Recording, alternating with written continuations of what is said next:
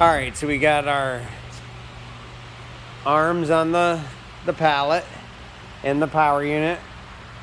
We took them off, put the adjustable tops inside the bucket. Now we're gonna go over and grab the lift and put it on and start to put the two together the same way. Now this is the non-power unit side, and we'll talk about the differences on those once we get it loaded up.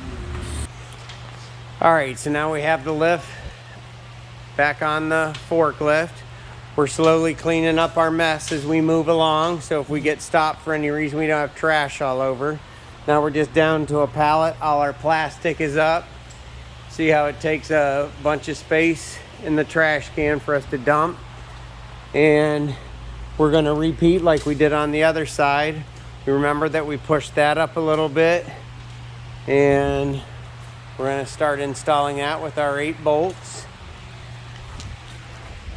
onto the end of the column, the extension onto the end of the column, and we'll get going on it. We've got our 8 bolts here. We got our handle that we lifted it with, and we're gonna line up and get all our bolts being put on. All right, so we've got the top on, all the bolts are tightened. Now we're pushing the carriage up a little bit. It ain't moving. It's not moving, this one's tight. No. Not really, yeah. 2x4 sitting here. I'll take, stick it in there, wedge it a little bit, move it down, wedge it just some more.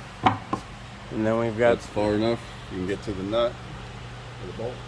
So we can access and put the cable around the sheave. So we're just repeating our process again. Loosening that up. See where our pin's loose, so we can push it up.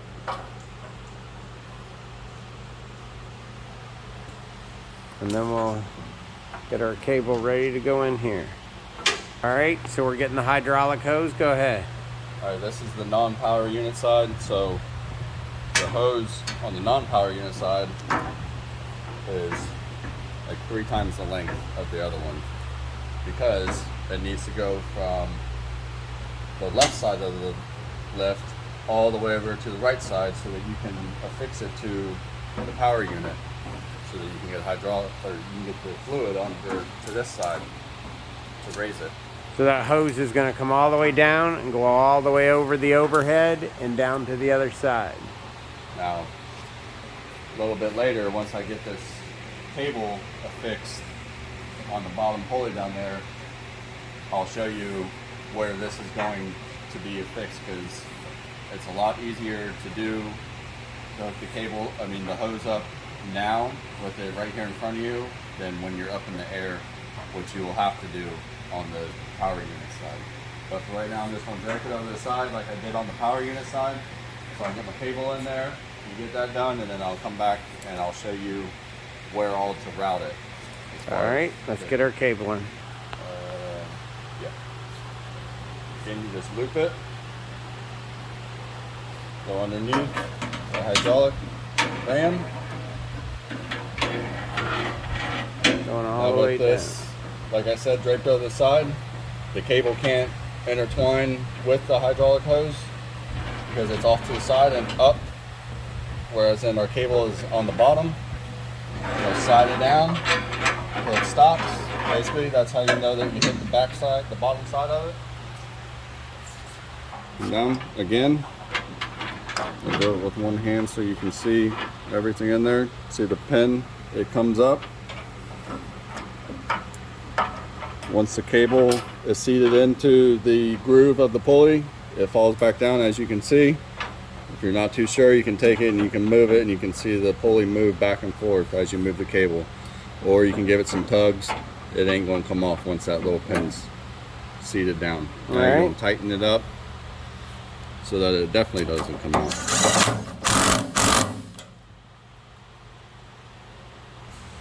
All right, we brought our carriage back down level. We got our cable, our thick nut, and our thin nut. Our cable stud into its position. So We'll go around and look at where that's being put. And then All right. I'll turn my light on my phone.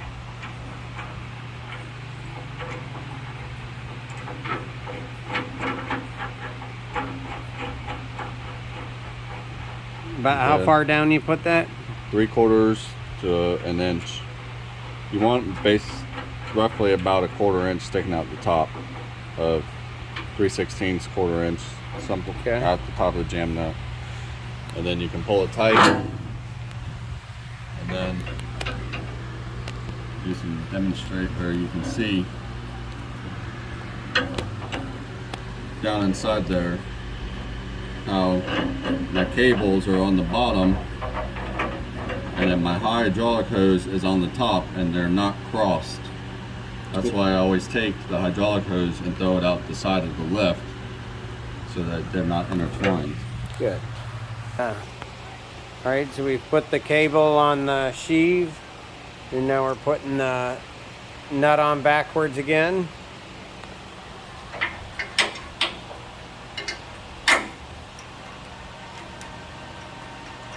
And the pin that'll keep that cable from coming off the sheave. Down, like I said, use the hydraulic ram at the center point. Wrap your cable down.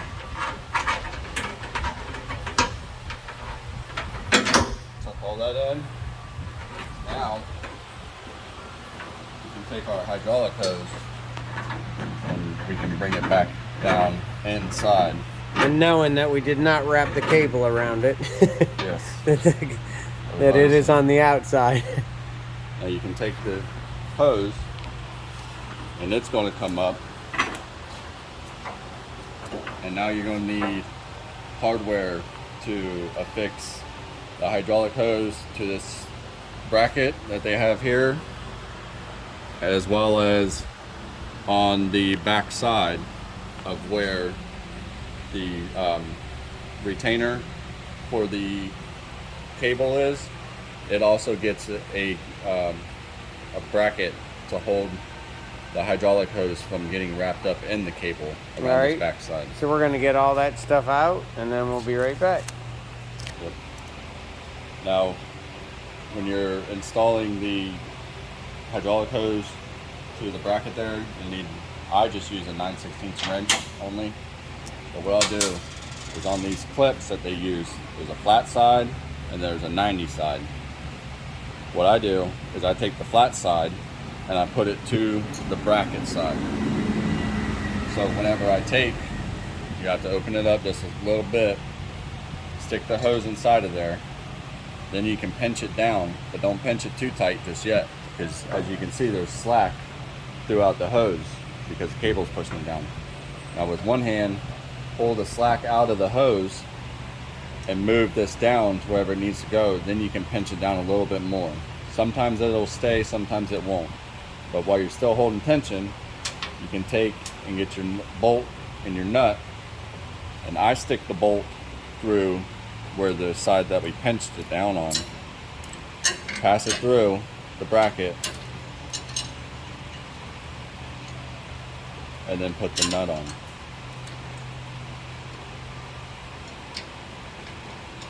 If you need to use two hands, you can release the tension off of it. But if you're comfortable using one, what will happen is the tension from the bracket piece that you wrapped around the hydraulic hose, it'll actually give you enough tension to grab those little hash marks that are on the bolt head, and it'll hold it in place. As you can see, I'm just tightening it right now with my finger tight. Make sure it's nice and tight. And then just get a wrench.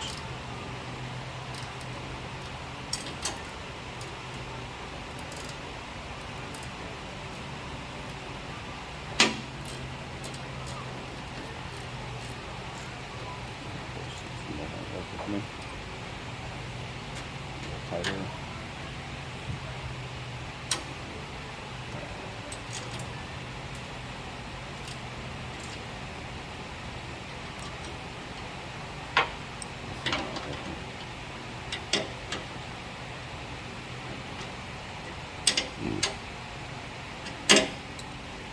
This one ain't gonna work with me. And now you're gonna take the hose, and it will, sometimes they'll slide inside of these brackets. Sometimes you'll get them and they'll be, once you pinch them, that's where they're staying. So that's what I always say, to try to keep tension on them, because you never know what they're gonna do. Put a little loop in it like so, flat side to the mounting bracket, put it on, pinch it tight. Then you're going to take the bolt, the retainer bolt. Same thing that we put on this side, we're putting over here. For the cable, you're going to take and put it in the hole. And then push it tight. Now what you want to do with these is you want to have the bracket be up a little bit, and you want the hose to almost touch the back side of the column extension. And then as you can see with that bracket, or with that, the bracket turned up towards the top side like that, it's going to set you straight to go right down the top of the overhead once you get it installed. This one here, you ain't got to go too crazy. You can get it tight just so it doesn't come off, because you won't have to loosen it up again when you get to the job. Loosen it up to bend it out the way some, so that you can get the cable inside of there that's coming from the power unit side of the column. So we want it tight enough to stay and not fall off going down the road, but not too tight, because we're going to have to pull it back off. Alright, so now we're going to roll up our hydraulic hose, tuck it in there, and then we'll be moving back on to our next side of our lock system. Now, I explained earlier that the lock hardware comes in its own little packaging here. The non-power unit side of the lock, or of the lift, is just the lock. And you'll have to come and you'll have to get the bolt from out of there, the 3/4 inch nylock nut, and then there's 2 springs. We put the one already on the power unit side. There's one more for the non-power unit side. And then the rest of this stuff will go in the bucket for the on-the-job stuff.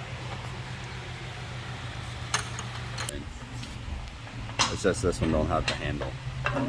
Gotcha. Are you videoing? Yep. Alright, well yeah, remember whenever you're sticking the lock in, don't go almost straight up, because you'll get up inside the carriage. It won't let me do it now because of the cables and the hydraulic hose are all wrapped up right above it.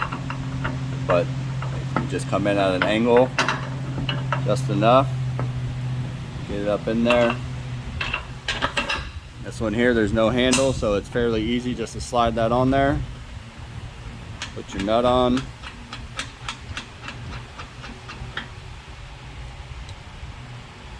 Take your eyelet. See, now it's a lot easier to see because you ain't got the handle in the way. The eyelet. You can take your spring. I'm wanting to go get pliers again.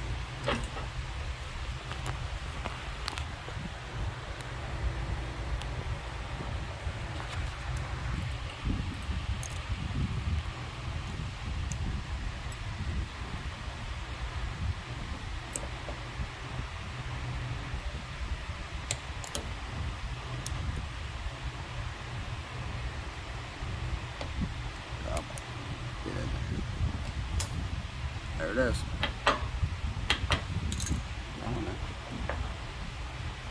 Oh yeah, all the cables. And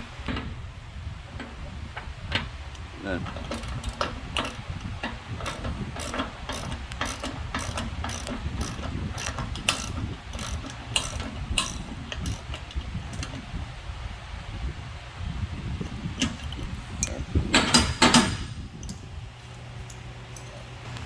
All right, so this is done now. We're gonna set this aside and then we're gonna move on to the overhead.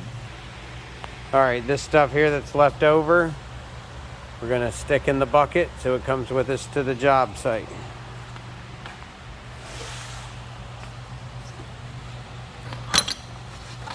Stick it in there. Then now you can stick the lock covers in there. The book that's going to the job right away the next day. You can stick it in the bucket, or you can find John or Mike and go and stick it, give it to them so they can put it in the cabinet in the office. All right, so we're moving on to the overhead. We put it on the forklift on top of the pads. The bar that it comes on, it is zip tied. You cut it off. And we're gonna get the parts and unpack them. One of the boxes that came in actually says overhead switch on it. All right, so we got the overhead switch. It's a pretty simple box. It's just a cable and two pieces. Go ahead and talk about the nuts and bolts on there. Well, see, they come, sometimes these will come and they're flipped around. However, the screw is actually coming from the top side. And they will have the nut on the bottom. So that whenever you open the package, sometimes they will look like this. Even though they did not come that way today, this is the way we like them to come. Yes, so what I do, and would be the most logical way to fixing them to the overhead, is to have this, because if you're going to fix this to the overhead with the screws down like this, you have to take the nut off like I just did.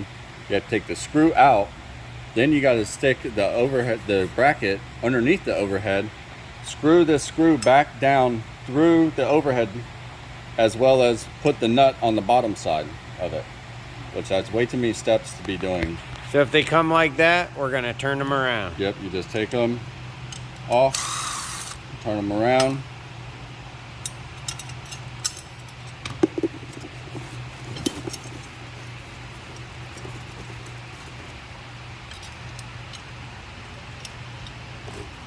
Turn them around, screw them all the way in like so. Now you take this, and on the CLs you have two different locations. You have a front location and you have a rear location. My preference, because the way I look at it as, I always put them in the back location. If you put them to the front location, the windshield bin might be there for the roof.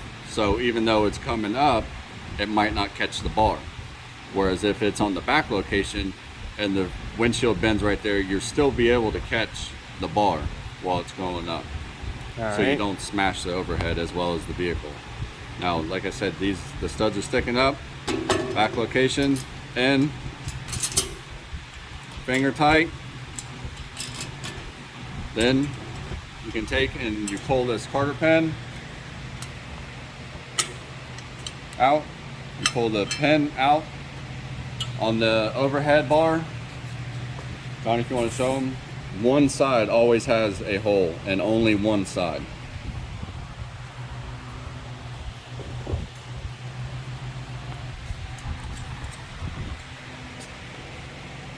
You're going to take your bar, stick it in between the slot, start with your pin, come through the hole.